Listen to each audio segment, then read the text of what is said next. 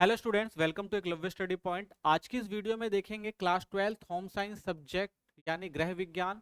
Chapter number 10 है आपका संस्थाओं में वस्त्रों की देखभाल और रखरखाव। इससे पहले के सारे चैप्टर हम कंप्लीट कर चुके हैं, आप प्लेलिस्ट में जाकर देख सकते हैं। टेलीग्राम चैनल जरूर ज्वाइन करें जो क्लास 12 एसपी न्यू ग्रुप नाम से है। यहाँ पे आपको पीडीएफ नोट्स, जो भी लेटेस्ट अपडेट है एग्जाम से संबंधित और जो भी हमारे चैनल के वीडियो लिंक्स हैं वो यहाँ पर आपको प्रोवाइड करा दिए जाएंगे। इंस्टाग्राम पे फॉलो कर लें, यूजर आईडी है एकलव्य स्टडी पॉइंट। जो भी आपके क्वेश्चन है आप हमसे यहाँ पर पूछ सकते हैं।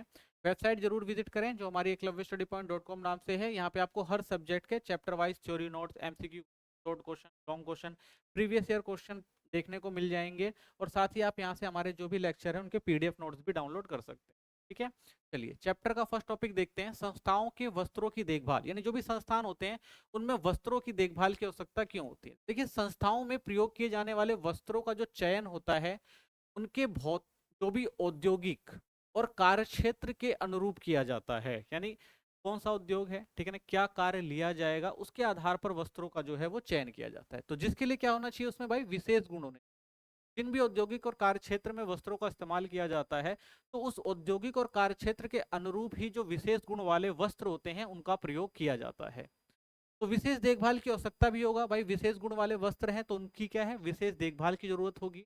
इन वस्त्रों के विशेष गुणों को बनाए रखने और उनकी जीवन अवधि बढ़ाने के लिए विशेष देखभाल और रखरखाव की भी जो होती है आवश्यकता होती है। देखभाल के दो मुख्य पहलू होते हैं। तो दो तरह से वस्त्रों की देखभाल की जाती है। तो संस्थाओं के वस्त्रों की देखभाल दो प्रकार से करी जाती है। सबसे पहला आता है आपका भौतिक क्षति से सुरक्षा और सुधार, यानी बाहरी प्रभाव से उसे अच्छा सही रखा जाए, ठीक रखा जाए। यानी वस्त्रों को भौतिक क्षति से मुक्त कर रखना कि भाई बाहरी प्रभाव के कारण वो खराब ना हो। उपयोग के दौरान अगर कोई क्षति पहुंचती है तो उसमें सुधार किया जाए। ठीक है, जब हम उपयोग कर रहे होते हैं उस वस्त्र का और उसमें कुछ कमी आ जाती है, खराबी आ जाती है, उसे क्या किया जाए, ठीक किया जाए। ठीक है, तो ये भौतिक होता है। दूसरा होता है रूप और गुणवत्ता को बनाए रखना, यानी हर एक वस्त्र की अपना रूप और गुण होता है, वो खराब ना हो जाए उस चीज को भी ध्यान में रखना होता है। जैसे कपड़े की चमक हो गई, उसका रूप हो गया, और जो भी उसकी विशेषताएं हैं, ठीक है, नरम है, गर्म है, उन सब चीजों को बनाए रखना। ठीक है, तो ये जो होता है उसके रूप और गुण को भी बनाया जाए। तो देखभाल के दो प्रमुख पहलू कौन से हो गए, भौतिक क्षति से सुरक्षा और सुधार, दूसरा रूप और गुणवत्ता को जो है बनाए रखना। वस्त्रों की देखभाल को प्रभावित करने वाले कारक, यानी जो भी वस्त्र होते हैं उनकी देखभाल को किस तरह से प्रभावित किया जा सकता है। तो सबसे पहला आता है भाई रेशे की मात्रा। वस्त्र में प्रयुक्त रेशों के प्रकार, जैसे कपास, ऊन, सिंथेटिक, और उनकी मात्रा, ठीक है, उसके आधार पर ही बनाए जाएं। धागे का प्रकार, धागे की बनावट, जैसे कि वह महीन है या मोटा है, एकल है या बहुस्तरीय है, उसको देखना, ठीक है, उसके आधार पर किया जाता है। फिर वस्त्र निर्माण तकनीक, कपड़ा बनाने की विधि कैसी है, जैसे बुनाई हो गया, ठीक है, या नमदा बनाना हो गया। तो ये सारी चीजों का भी जो ध्यान, ये कारक भी जो है वो वस्त्र की बनावट को जो है वो प्रभावित करते हैं, ठीक है, या उसकी देखभाल को प्रभावित करते हैं। वस्त्र पर की गई परिसज्जा, वस्त्र पर की गई विशेष फिनिशिंग, जैसे सिकन प्रतिरोधी, वाटर प्रूफिंग, इसके द्वारा भी किया जा सकता है। वस्त्र का उपयोग, वस्त्र का उद्देश्य, जैसे कि वह दैनिक उपयोग के लिए है, पार्टी वियर है, या संस्थागत उपयोग के लिए है। ठीक है, तो इन सब चीजों का जो है ध्यान रखना पड़ता है। ठीक है ना, ये सारी चीजें जो है वस्त्रों की देखभाल को प्रभावित करती हैं। ठीक है, जिसमें क्या आता है, रेशे की मात्रा, धागे का प्रकार, वस्त्र निर्माण की तकनीक, वस्त्र पर की गई परिसज्जा और वस्त्र का उपयोग। ठीक है, तो ये पांच जो है इंपॉर्टेंट फैक्टर है वस्त्रों की देखभाल के लिए। धुलाई विज्ञान और कला का होना भी जरूरी है क्योंकि कपड़े को साफ रखना पड़ता है। तो धुलाई को विज्ञान और कला दोनों माना जाता है। यानी कि भाई एक तो उसको अच्छे से साफ करना और उसको अच्छे से रखना, ठीक है, ये दोनों चीजें जो होती हैं इंपॉर्टेंट होती हैं। तो विज्ञान क्या है, क्योंकि यह वैज्ञानिक सिद्धांत जैसे रसायन विज्ञान, तापमान और तकनीक के अनुप्रयोगों पर आधारित होता है। यानी हर कपड़ा जो होता है उसको जो अलग अलग रसायन की जरूरत होती है। यानी अगर एक कपड़ा है उसको अगर में ऐसा रसायन डाल देंगे तो कपड़ा खराब हो जाएगा जो उसके अनुरूप ना हो, ठीक है, या उससे ज्यादा तापमान पर अगर उसको धोया जाएगा, ठीक है, तो वो खराब हो सकता है। उससे कम तापमान पर धोया जाएगा तो वो साफ नहीं होगा। तो ये सारी क्या होती है, वैज्ञानिक तकनीक होती है, इन सब चीजों को ध्यान रखना पड़ता है। दूसरा कला होता है, क्योंकि सौंदर्य पूर्वक और रुचिकर परिणाम प्राप्त करने के लिए उसके अनुप्रयोगों में कौशल से संबंधित निपुणता की आवश्यकता होती है। ठीक है, तो जो भी कपड़ा है उस कपड़े को बिल्कुल ऐसे रखना और व्यवस्थित करना ताकि वो जो है वैसे का वैसा बना रहे, उसमें कुछ कमी ना आए। ठीक है, तो इन सब चीजों पर ध्यान देना जरूरी है। संस्थाओं के वस्त्रों की धुलाई, लॉन्ड्री के उपकरण कौन कौन से होते हैं। तो आप देखेंगे भाई संस्थाओं में बहुत सारे उपकरणों का इस्तेमाल किया जाता है। सबसे पहले धुलाई के जो उपकरण होते हैं हाथों से धुलाई का उपकरण होता है। दूसरा जो होता है वो धुलाई मशीनों से होती हैं। तो अगर हम मशीनों की बात करें तो ये हस्तचालित होती हैं, अर्ध स्वचालित होती हैं, पूर्णतः स्वचालित होती हैं। तो कपड़े को पहले क्या किया था भाई, धोया जाता है, उसके बाद सुखाया जाता है। तो सुखाने में क्या होता है भाई, एक तो खुले में वस्त्र को सुखाना होता है, और एक शुष्कता के आधार पर। तो शुष्कता का मतलब क्या होता है भाई, कि उच्च तापमान वायु की धीमी गति से, ठीक है, और दूसरा जो होता है निम्न तापमान वायु की उच्च वेग से परिचालन करना। तो ये दो विधियां हैं।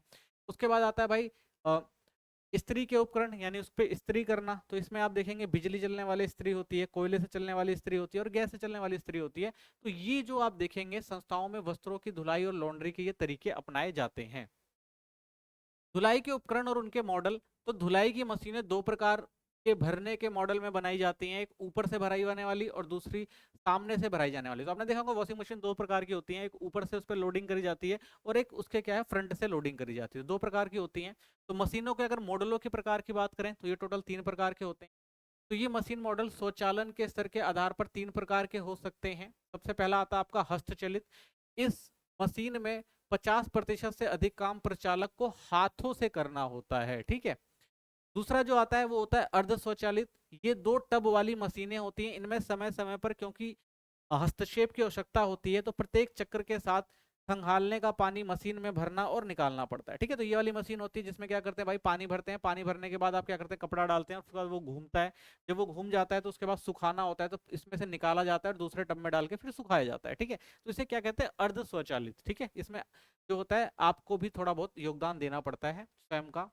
तीसरा आता है वो होता है पूर्णतः स्वचालित मशीन। इसमें वस्त्रों के धुलने, खंगालने व निचोड़ने का कार्य मशीन द्वारा एक ही ड्रम में किया जाता है, ठीक है। तो ये होती है ऑटोमेटिक, ठीक है। इसके अंदर क्या होता है, आपको कुछ नहीं करना पड़ता, कपड़ा पानी और सब चीज डाल देनी पड़ती है, बाकी वो सब कुछ अपने आप करती है। तो व्यक्ति के हस्तक्षेप की आवश्यकता नहीं पड़ती। मशीन में पानी भरने, ताप तक गर्म करने, धुलाई चक्र और खंगालने की संख्या के सभी नियंत्रण को एक ही बार सेट कर दिया जाता है, और मशीन निश्चित समय के बाद अपने आप बंद हो जाती है। तो इसमें क्या होता है भाई, सारी चीजें होती हैं। इसका जो कनेक्शन होता है वो डायरेक्ट पानी से होता है। बस इसमें क्या होता है, जो भी आपका मैनुअल दिया होता है उसमें आपको क्या करना पड़ता है भाई, एंटर करना पड़ता है, टाइम लगाना पड़ता है, ठीक है, कितना पानी चाहिए और कितना टाइमिंग चाहिए उस कपड़े को, ठीक है ना, और कितना टेम्परेचर चाहिए। तो उसके अकॉर्डिंग क्या होता है, ये मशीन जो होती है अपने आप सारे काम कर देती है, ठीक है। धो भी देती है, और उसके बाद क्या करती है, वो सुखाने का भी काम जो है वो मशीन कर देती है, खंगालने का भी काम जो है वो मशीन कर देती है, निचोड़ने का भी काम जो है वो मशीन कर देती है। पूर्णतः स्वचालित मशीन के विभिन्न प्रचलन हैं। तो सबसे पहले क्या होता है इसमें देखेंगे, पूर्णतः स्वचालित मशीन में बिना मानवीय हस्तक्षेप एक ही ड्रम में धुलाई के पूरे चक्र को पूरा किया जाता है। तो इसके प्रचलन के कुछ तरीके अगर आप देखें तो जल भरना, मशीन प्रोग्राम के अनुसार ड्रम में स्वचालित रूप से पानी भरती है, यानी इसका कनेक्शन डायरेक्ट किससे होता है, नल से होता है, और वो जितना पानी चाहिए होता है वो उतना ले लेती है। जल स्तर का नियंत्रण, मशीन में कपड़ों की मात्रा के आधार पर जल के आवश्यक स्तर को नियंत्रित किया जा सकता है। यह नियंत्रण स्वचालन का हस्तचालन के माध्यम से हो सकता है, ठीक है। तो आप उसमें क्या कर सकते हैं, एंटर कर सकते हैं कितने पानी की जरूरत है। जल के ताप का नियंत्रण, मशीन में एक पैनल बटन होता है, जल के वांछित ताप का चयन करने में सहायता करता है। वस्त्रों को धोने और खंगालने के लिए जल का तापमान समान या भिन्न हो सकता है। तो भाई जैसा कपड़ा है उस हिसाब से आप क्या कर सकते हैं, उसका एक टेम्परेचर सेट कर सकते हैं। फिर धुलाई, धुलाई की सभी मशीनों को मूल सिद्धांत एक ही है, कपड़ों से मैल गंदगी को दूर करने के लिए उन्हें साबुन अथवा डिटर्जेंट से पानी में घुमाना, और यानी उन्हें गतिशील रखना। तो भाई जो भी आपने पानी डाला है, डिटर्जेंट डाला है, तो जब वो घूमता है तो वो जो भी डिटर्जेंट होता है वो कपड़े में डालता है, और जो भी उसकी गंदगी होती है उसको क्या करता है, वो बाहर निकाल देता है, ठीक है। तो धुलाई की विधियां और जल निष्कर्षण उसके बाद आप देखेंगे। तो धुलाई का मूल उद्देश्य कपड़ों को गतिशील रखना मुख्य रूप से 3 विधियों से किया जाता है। सबसे पहला होता है भाई अलोडन, यानी ऊपर से भरने वाली। तो ब्लेड होते हैं जो घूमते एक दिशा में या दोलन करते हैं, बारी बारी दोनों दिशाओं में गति करते हैं, जिससे कपड़े पानी के साथ तेजी से घूमने लगते हैं, ठीक है। तो जो भी आपकी जो मशीन होती है जब उसमें आप कपड़े डालते हैं तो वो क्या करता है, घूमने का काम करता है, जो ऊपर से डालने वाली होती है, ठीक है। तो इससे क्या होता है, वो कभी इस साइड घुमाएगा, कभी दाएं कभी बाएं, ठीक है। तो इससे क्या होता है कि जो कपड़े होते हैं उसमें जो गंदगी होती है वो उस घूमने की वजह से बाहर निकलने लगती है। फिर आता है आपका दूसरा, आपका स्पंदन, ऊपर से भरने वाली। तो सीधे खड़े यंत्र जल की गति होती है, तो तेजी से घुमाकर कपड़ों को साफ करता है। तो भाई वो क्या करता है, तेजी से जब घूमता है तो क्या करता है, जो भी पानी होता है उसको, उस डिटर्जेंट होता है वो कपड़े से एक साथ लेकर चलता है। तो जिससे क्या होता है कि जो मैल होता है उसके अंदर, उस गति के कारण जो होता है वो बाहर आने लग जाता है। और पालन सामने से भरने वाली, तो धुलाई ड्रम छिद्रयुक्त बेलन क्षैतिज अवस्था में लगा होता है, कपड़े ऊपर जाते हैं और फिर पानी में गिरा दिए जाते हैं, इससे कपड़े जल में धुलते रहते हैं। ठीक है, तो ये तीनों प्रक्रिया होती है जिसके द्वारा मशीन क्या करती है, धुलाई का काम करती है। ठीक है, तो अल्मोड़न प्लास्टिक, एल्युमिनियम या बैकलाइट के बने होते हैं क्योंकि इन पर विरंजकों और अपमर्जकों का प्रतिकूल प्रभाव नहीं पड़ता। ठीक है, तो ये अलोडन जो होता है, जो मशीन होती है, कपड़े रखे जाते हैं, जो उसको घुमाते हैं फिराते हैं, तो ये आप देखेंगे ज्यादातर प्लास्टिक का होता है या एल्युमिनियम का होता है, जिसमें पानी और जो ब्लीचिंग पाउडर या जो भी आप डिटर्जेंट डालते हैं तो उसके संपर्क में आने से वो खराब ना हो जाए। ठीक है, तो इस चीज का ध्यान दिया जाता है। तो ये क्रियाएं होती हैं जब हम मशीन में धुलाई करते हैं, तो 3 प्रकार से जो होती है वो होती है। खंगालना, यह धुलाई के बाद कपड़ों से डिटर्जेंट व साबुन आदि को निकालने के लिए पानी से खंगालने की प्रक्रिया होती है। यह आवश्यक है, अन्यथा वस्त्र में मैल दिखाई देंगे और उनकी बनावट जो बनावट भी कड़ी हो सकती है। यानी जब आप क्या करते हैं भाई, जब कपड़े साफ हो जाते हैं तो मैल तो उसमें निकल जाती है, लेकिन वो मैल जो होती है वो बनी रहती है, तो उसके लिए आपको क्या करना पड़ता है, खंगालना पड़ता है। जब आप खंगालते हैं तो पानी के द्वारा जो है वो जो मैल उस पर लगा होता है वो बाहर की तरफ निकल जाता है। जल निष्कर्षण, तो धुलाई और प्रत्येक खंगालने की प्रक्रिया के बाद जल को निकालने को जल निष्कर्षण कहा जाता है, जो 3 तरीकों से होता है। तो पानी उसमें से 3 तरह से निकाला जाता है। चक्रण, यानी चक्कर प्रति मिनट आरपीएम से अधिक गति से चक्रण होता है, जिससे अपकेंद्रीय बल उत्पन्न होता है जो जल को कपड़ों से बाहर निकालता है। चक्रण की गति 333 से 1100 आरपीएम तक हो सकती है, लेकिन उपयुक्त गति 600 से 620 आरपीएम की होती है। ठीक है, तो जब खंगाल दिया जाता है तो उसको जब दोबारा से डाला जाता है तो उसमें क्या होता है भाई, उसकी जो स्पीड होती है बहुत तेज से होती है और इतनी तेजी से वो घूमता है जिसकी वजह से जो पानी होता है वो निचुड़ने लग जाता है और उसके अंदर क्या होता है, उस टब के अंदर छेद होते हैं, तो वो छेद से क्या होता है, पानी बाहर की तरफ निकल जाता है।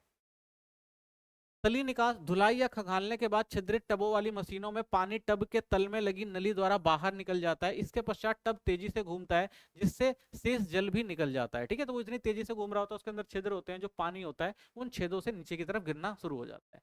तो तली निकास और चक्रण का संयोजन, कुछ मशीनों में तली से जल निकाल चक्रण साथ साथ ही होता रहता है। यह पानी निकलने की सबसे श्रेष्ठ विधि है क्योंकि इससे निलंबित गंदगी भी साथ में बाहर निकल जाती है। ठीक है, तो फिर उसके बाद क्या होता है, पानी तली की तरफ जमता है और उसके बाद छेदों से होता हुआ क्या होता है, वो बाहर निकल जाता है। ठीक है, तो ये क्या है, आपका विधि है जिससे हम खंगालते हैं कपड़ों को।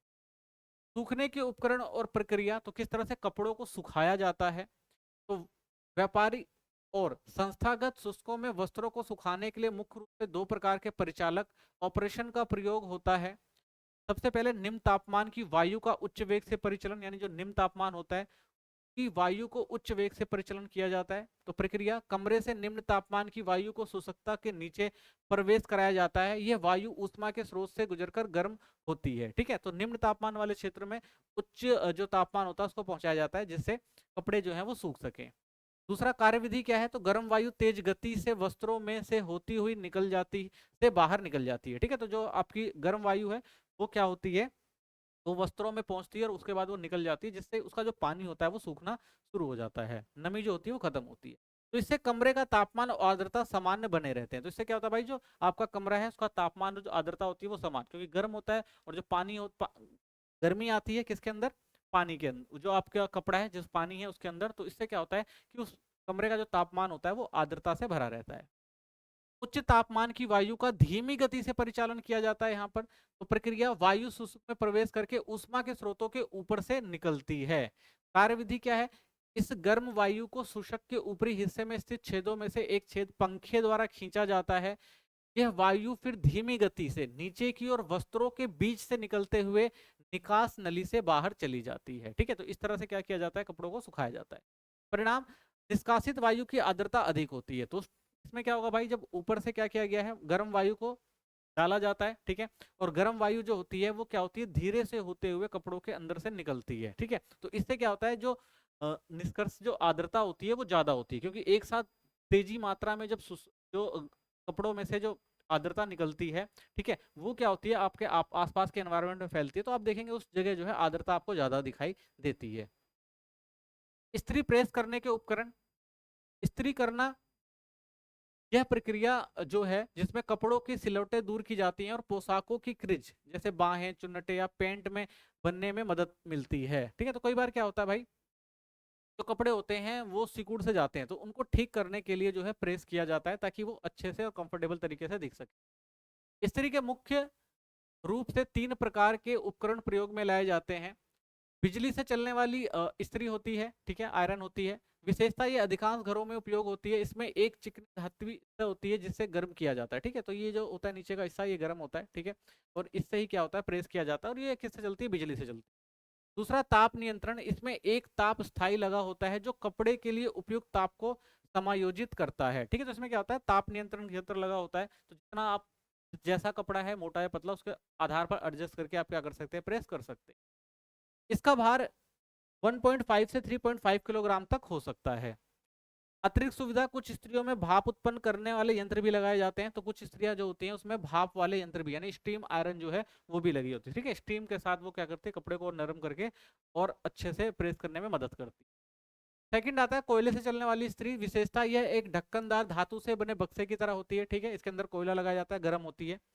गर्म करने की विधि से गर्म करने के लिए अंदर जलते कोयले के टुकड़े डाल दिए जाते हैं, ठीक है। तो इसको यहाँ से खोला जाता है, इसके अंदर जो आप देखेंगे यहाँ पर कोयला डाल दिया जाता है, गर्म होती है, फिर तली से क्या होता है, प्रेस किया जाता है। नेक्स्ट आती है गैस से चलने वाली इस्त्री, गैस आयरन। तो विशेषता, आजकल कई लोग गैस, पेट्रोलियम या प्रोपेन से चलने वाली इस्त्रियों का भी प्रयोग कर रहे हैं, जो औद्योगिक या व्यावसायिक प्रयोग में प्रचलित होती है, ठीक है। तो इसमें आप देखेंगे ये होता है, इसमें क्या होता है, इसका कनेक्शन जो गैस से होता है और गैस लगा दिया जाता है, और गैस से क्या होता है, ये गर्म होती है आयरन, और उसके बाद इससे क्या किया जाता है, प्रेस किया जाता है। वस्त्रों की देखभाल और रखरखाव के स्तर। तो वस्त्रों की देखभाल और धुलाई मुख्य रूप से दो स्तरों की जाती है, दो स्तरों से की जाती है। तो सबसे पहला होता है घरेलू स्तर पर जो वस्त्रों की देखभाल होती है। विशेषता, प्रतिदिन पहने जाने वाले पोशाक व उपयोग में लाए जाने वाले वस्तुओं की धुलाई और रखरखाव घर पे ही की जाती है, यानी जो आप कपड़े दैनिक जीवन में पहनते हैं, ठीक है, या जो भी आपके कपड़े होते हैं उनको अच्छे से रखना जो होता है। तो वहां पर आप देखेंगे मम्मी क्या करती है, धुलाई करती है और उनको अच्छे से क्या करती हैं, रखती हैं। तो घरेलू स्तर पर देखभाल की जाती है वस्त्रों की। दूसरी होती है व्यावसायिक स्तर। कुछ विशेष वस्तुओं व अधिक मात्रा में वस्त्रों की धुलाई लॉन्ड्री द्वारा या व्यावसायिक व्यक्तियों के द्वारा कराई जाती है, यानी एक बड़ी संस्था है, वहाँ पे बहुत सारे कपड़ों का इस्तेमाल किया जाता है। चाहे वो आप देखेंगे होटल वगैरह हो गए या फिर हॉस्पिटल वगैरह हो गए, तो इन जगहों पर बड़े भारी मात्रा में जो है वो वस्त्रों की देखभाल की जरूरत होती है, रखरखाव की जरूरत होती है। तो इसके लिए आप देखेंगे लॉन्ड्री वगैरह या बहुत सारे ऐसे व्यावसायिक संस्थाएं होती हैं जो ये सेवाएं देती हैं, के द्वारा कराया जाता है, ठीक है। व्यावसायिक प्रकार क्या है, तो व्यावसायिक व्यक्ति, धोबी, ये घर, छात्रावास, हॉस्टलों, रेस्टोरेंट जैसी संस्थाओं को सेवाएं देते हैं। ये अपने घरों या विशेष स्थानों जैसे धोबी घाट पर कपड़ों की धुलाई करते हैं। तो एक बड़े पैमाने पर भाई एक धोबी होता है, वो अलग अलग क्षेत्रों से जो है कपड़े इकट्ठा करता है, उसके बाद धो के वो वहां पे वापस करता है। सेकंड होता है लॉन्ड्री अथवा ड्राई क्लीनिंग की दुकानें। यह ग्राहक धुलवाने के लिए वस्त्र लाते हैं और कुछ दिन बाद धुले हुए इस्त्री किए हुए वस्त्र वापस ले जाते हैं। कुछ धुलाई घर वस्त्र लेने और वापस पहुंचाने की भी सेवा देते हैं, ठीक है। तो लॉन्ड्री होती है भाई, तो ये ऐसी लॉन्ड्रियां होती हैं, यहाँ पर आप क्या कर सकते हैं, अपने कपड़े ले जाके दे सकते हैं, या कई बार ये लोग भी जो होते हैं आपके घर पर आते हैं, आपके कपड़े लेके जाते हैं और धुल के आपको वापस देते हैं। तो यहाँ पर आप देखेंगे मशीनों द्वारा भी कपड़ों को धुला जाता है, ठीक है, और अच्छे से रख रखाव के द्वारा आपको दिया जाता है। फिर आता है व्यावसायिक धुलाई घर। तो कई आपने देखे होंगे आज के टाइम में पूरा एक व्यावसायिक धुलाई घर बना है। इन धुलाई घरों में वस्त्रों के विभिन्न धुलाई प्रक्रियाओं के लिए अलग अलग विभाग होते हैं, ठीक है, बड़े पैमाने पर बनाया जाता है, ठीक है। बड़ी बड़ी संस्थाओं जो है वो यहाँ पर अपने कपड़े देती है, तो इसमें अलग अलग विभाग है, सबका अलग अलग काम होता है। तो व्यावसायिक धुलाई घर के प्रमुख विभाग। तो व्यावसायिक धुलाई घरों में बड़े उपकरण और संगठित प्रणालियां होती हैं। इनमें निम्नलिखित विभाग होते हैं। सबसे पहला जो होगा, इसके अंदर आप देखेंगे धुलाई विभाग होगा। तो इसका काम क्या होता है, वस्त्रों की धुलाई प्रक्रिया, यानी मशीनों में 100 किलोग्राम या अधिक भार करने की जो क्षमता होती है उनको रख कर क्या करते हैं, कपड़ों की धुलाई करते हैं, ठीक है। तो उनका काम ही क्या है, धुलाई करना। दूसरा जो विभाग होता है वो क्या करता है, जल निष्कासन विभाग होता है, धुले हुए वस्त्रों में पानी निकालने का कार्य करता है, ठीक है। यानी एक ही काम एक व्यक्ति कर रहा है, दूसरा काम जो है वो दूसरा व्यक्ति कर रहा है, यानी श्रम विभाजन होता है, अलग अलग कामों में जो है लोगों को काम दिए जाते हैं। मतलब धोने का काम कपड़े का ही है, लेकिन उस कपड़े को धोने में भी अलग अलग प्रक्रियाएं जो होती हैं वो अलग अलग लोगों द्वारा निभाई जाती हैं। जैसे इसमें आप देख रहे हैं पहले धुलाई विभाग अलग है, उसके बाद जो उसमें पानी रह गया उसको निकालने का अलग विभाग होता है। फिर शुष्क विभाग, यानी वस्त्रों को सुखाने का जो कार्य करने वाले होते हैं वो अलग लोग होते हैं, ठीक है ना। तो इसमें क्या होता है, वर्क डिवीजन होता है, यानी हर किसी को अलग अलग काम दिया जाता है और वो काम करते हैं। फिर आता है इस्त्री धुलाई विभाग, कपड़ों को प्रेस करने का कार्य, जैसे बड़े रोलर, लेडरिंग मशीन आदि का उपयोग। पांचवा होता है रंग और पॉलिश जैसी परिसज्जाओं की व्यवस्था होती है, यानी स्तरों पर विशेष सज्जा देने का कार्य करते हैं। जो भी वस्त्र होते हैं उन वस्त्रों पे क्या किया जाता है भाई, जो भी अगर कुछ कमियां रह गई हैं तो परिसज्जा करने का काम किया जाता है। निर्मल धुलाई यानी ड्राई क्लीनिंग और रेशा विशिष्ट धुलाई विभाग भी होता है, यानी विशेष रेशों और निर्मल धुलाई के लिए अलग कार्य होते हैं, यानी अलग प्रकार का कपड़ा है तो उसे विशेष देखभाल की जरूरत है, उसके लिए अलग विभाग होते हैं। निरीक्षण, छटाई, पूर्व उपचार, रफू और मरम्मत, तो वस्त्रों की जांच करना होता है भाई, दागों का उपचार करना होता है और मरम्मत करने का काम भी साथ के साथ किया जाता है यहाँ पर, ठीक है। तो इसके लिए भी जो है अलग विभाग है। अस्पतालों और संस्थाओं के विभाग तो संस्थागत वस्त्रों की विशेष देखभाल के लिए समर्पित हैं। तो भाई जो बड़े बड़े अस्पताल हो गए और संस्थाएं हो गई, वो क्या करते हैं, ऐसे ही विभागों में अपने कपड़े देते हैं, ठीक है, और वहां जो है उनकी अच्छे से देखभाल की जाती है। रिकॉर्ड और पहचान प्रणाली, तो सांकेतिक पट्टियों की पद्धतियां होती है, यानी रिकॉर्ड रखने के लिए प्रत्येक ग्राहक को एक रसीद दी जाती है जिसमें वस्त्र की संख्या, प्रकार और किए जाने वाले कार्य लिखे जाते हैं, ठीक है। यानी कि आप अगर अपने कपड़े लेके जाते हैं तो आपको क्या क्या करवाना है, तो वो सारा आपको डिटेल में जो होता है एक रिकॉर्ड दिया जाता है, यानी कह सकते हैं कि एक रसीद दी जाती है, उस पर सारी चीजें लिखी होती हैं। टैग लगाया जाता है, रसीद के अनुरूप वस्त्र पर टैग लगा दिया जाता है जिससे प्रत्येक ग्राहक के वस्त्र को पहचानने में मदद मिले। तो जो भी आपका कपड़ा है उस पर टैग लगा दिया जाता है और जब वो पूरी तरह से धुल जाता है तो उसको मैच किया जाता है और उसके बाद आपके टैग के साथ उसको रख दिया जाता है ताकि वो कपड़ा आपका ही रहे, वो मिक्सिंग ना हो, ठीक है। तो आपको आराम से आपका कपड़े जो है वो मिल जाए। वो भारी मात्रा में कपड़े आते हैं तो सबको ध्यान रखना आसान नहीं होता, तो इसलिए टैग लगाया जाता है ताकि आपको पता रहे भाई, यानी जो आपके रसीद पे नंबर लिखा होता है टैग का, वही जो है आपके कपड़ों पे लगा दिया जाता है ताकि पता लगाया जा सके कि भाई ये आपका ही कपड़ा है। संस्थागत वस्त्र रखरखाव, तो संस्थाओं के सफल संचालन के लिए कपड़ों को व्यवस्थित रूप से इकट्ठा करना, उनकी धुलाई करना और समय पर आपूर्ति कराना जो है बहुत आवश्यक है, क्योंकि इनका भाई कार्य ही यही है। तो अस्पताल जैसे हो गए, तो अस्पताल की धुलाई घर में स्वास्थ्य, स्वच्छता और विसंक्रमण पर विशेष ध्यान दिया जाता है भाई, क्योंकि अस्पताल सेंसिटिव जगह होती है, कई सारी बीमारियों से लोग वहां पर ग्रसित होते हैं, तो संक्रमण वगैरह ना फैल जाए, तो इसलिए यहाँ पर जो भी लॉन्ड्री वगैरह चीज होती है उसको विशेष ध्यान दिया जाता है। विशेषताएं, वस्त्र का प्रकार, कंबल छोड़कर प्राय सभी वस्त्र सूती होते हैं, ये सफेद या पक्के रंग के हो सकते हैं, ठीक है, ये विशेषताएं हैं। परिसज्जा, कपड़ों पर धब्बे छुड़ाना, मरम्मत करना महत्वपूर्ण है। टार्च लगाना, सफेदी या इस्त्री करने पर विशेष ध्यान नहीं दिया जाता, तो इसमें जरूरी क्या है भाई, धब्बे ना हो उसमें, और अगर उसमें कोई डैमेज हो गया तो उसको ठीक करने का काम किया जाता है। संक्रमण नियंत्रण, संक्रमण के अधिक खतरे वाले अस्पतालों में उपयोग के बाद फेंक देने वाली सामग्री का प्रयोग किया जाता है जिसे जलाकर नष्ट कर दिया जाता है, यानी अगर कोई संक्रमित सामग्री आती है तो उसे क्या किया, जला के नष्ट कर दिया जाता है, उसे दोबारा यूज नहीं किया जाता। धुलाई प्रक्रिया के चरण, तो देखिए विभिन्न विभागों से गंदे कपड़े एकत्र करना और धुलाई घर तक लेकर जाना, गंदे कपड़ों को छांटकर अलग करना, वस्त्रों की धुलाई, जल निष्कर्षण और सुखाना, प्रेस करना, वह तह लगाना और अलग अलग ढेर लगाना, फिर आवश्यकता अनुसार मरम्मत या सुधार करना, फिर अनुपयोगी सामग्री का निपटाना करना, साफ वस्त्रों को पैक करना, संबंधित विभागों में साफ कपड़ों का वितरण करना। तो ये क्या है, धुलाई प्रक्रिया के कुछ चरण है, ठीक है। आतिथ्य सत्कार क्षेत्र अथवा होटल की बात करें तो होटल में सौंदर्य बोध और अंतिम सज्जा सबसे अधिक महत्वपूर्ण होती है, यानी भाई देखने में लोगों को अच्छा लगेगा तभी तो लोग वहां पे स्टे करेंगे, तो इन सब चीजों पर विशेष ध्यान दिया जाता है।